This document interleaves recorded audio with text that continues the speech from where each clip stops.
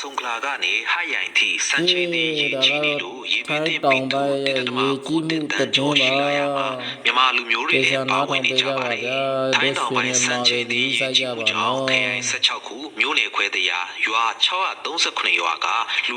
4.6ခွန်သိန်းကျော်ရေပင်းတင်နေပြီးလူ250နီးပါးကိုရွှေ့ပြောင်းပေးခဲ့ရပါတယ်။ဟရိုင်မျိုးက CMC 9တက်တာစက်ရုံမှာလောက်ကိုင်းနေကြတဲ့မြန်မာလူမျိုးတွေလည်းရေဘေးကိုခံစားနေကြရပြီးအလုပ်လည်းမစင်းနိုင်အပြင်ထွက်ဖို့ကလည်းခက်ခဲနေကြတဲ့အခြေအနေပါဆုံခလာခရိုင်ထဲမှာမြန်မာလူဦးရေဘယ်လောက်ထိရှိကြလဲဆိုတာအတိအကျမသိရပေမဲ့တောင်ကနန်းကြီးကနေသိန်းကနန်းနီးပါးရှိနေနိုင်ပါတယ်ထိုင်းကယ်ဆယ်ရေးအဖွဲ့တွေကတော့အားကျိုးမှန်တဲ့ကယ်ဆယ်ရေးတွေလုပ်နေတယ်လို့ထိုင်းဝန်ကြီးချုပ်ကလည်းအဆိုပါဒေသကိုရောက်ရှိသွားခဲ့ပါတယ်ဆုံကလာဒေသအတွင်းမှာရေကြီးမှုကြောင့်စက်ရုံပေါင်း